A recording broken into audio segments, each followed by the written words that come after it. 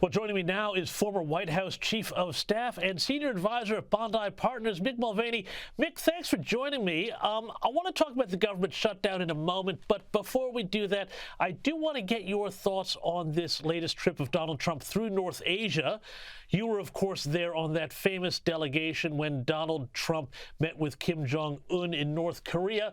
No such meeting this time, but what do you make of the deal that he seems to have cut with Xi Jinping to avert a trade war? Is this peace in our time, or is it more worryingly peace in our time? Yeah, James, I got to tell you, I was watching the events this week, just expecting him to sort of magically show up at the DMZ again, just like he did back in 2019. Disappointingly, it didn't happen. I'm sort of looking at the deal. I guess if that's the word we can use for it, it's not really an agreement. It's certainly not a formal agreement. It's a détente. Essentially, what's going to happen is the Chinese have agreed not to put limitations on rare earths for the next year.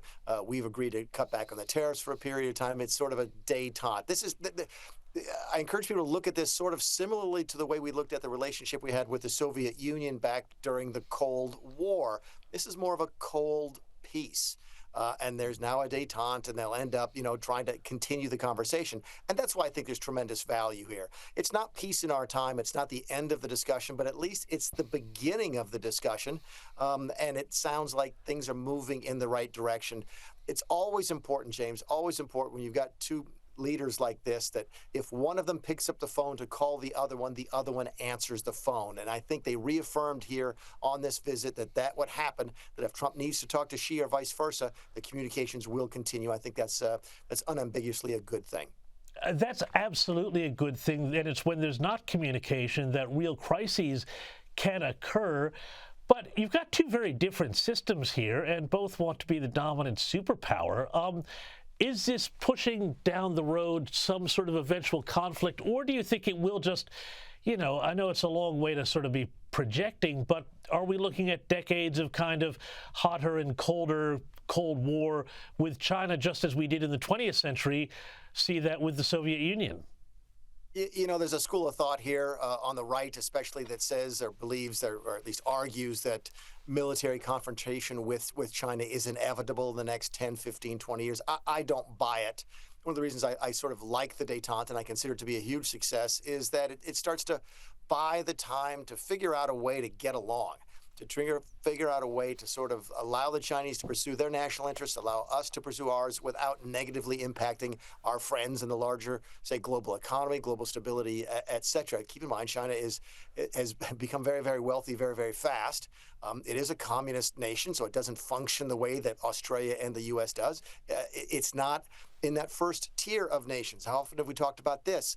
Can you imagine what the world would have said if Australia had kept information about COVID so private like the Chinese did? It would never happen in a democracy. It doesn't happen in first-tier countries, and China's not there yet. But maybe this and other things over the course of the next years, they can get there. So, look, anytime you can put off a trade war, it's a good thing. But anybody who can predict the future is probably just rolling the dice. Yeah, no, trade wars as well as hot wars. Hey, tell you also who is not getting along right now. It's the Republicans and Democrats on Capitol Hill. I spoke at the start of the show about the government shutdown here. Sectors around the country are feeling the effects, but now we're seeing the air traffic controllers and other aviation workers apparently being fed by airlines after not receiving their paychecks.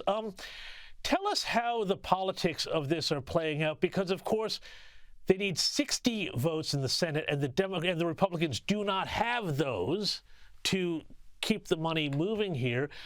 At what point are the Democrats going to say this is hurting us more than it's hurting the Republicans?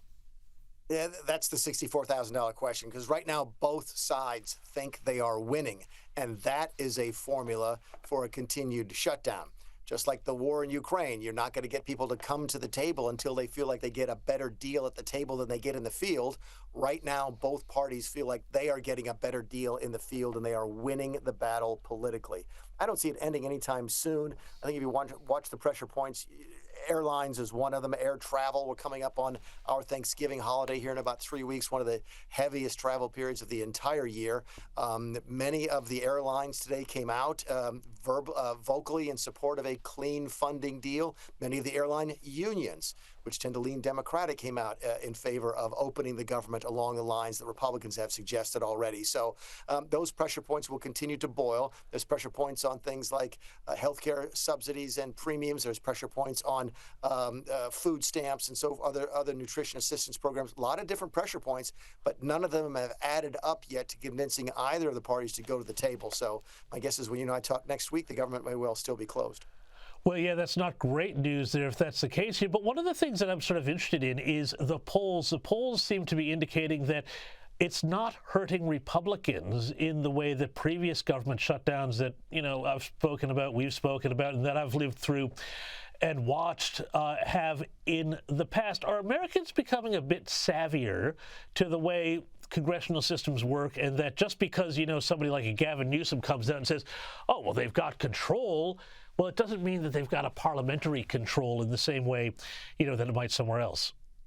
Yeah, I think people just realize, who's responsible for Obamacare. We tried to shut down the government and did shut down the government in 2013 because we didn't want to fund Obamacare. And people say, oh, yeah, someone's not funding Obamacare, that's a Republican. In 2019, we shut the government down over border security. And people are thinking, well, I know who's for border security, that's Republicans. And now we're shut down over wanting to spend more money on Obamacare. And everybody knows who wants to do that. That's the Democrats. So even if you don't follow politics very closely in this country, you sort of know who's on the side of spending more money on Obamacare, which is what's really at the heart of this particular shutdown. So, yeah, I think people are sort of waking up. They understand, a little bit about how Senate works. Not a lot. The filibuster is probably not something that the ordinary American understands. But if you ask them what party, wants to spend money on health care, that's going to be the Democrats.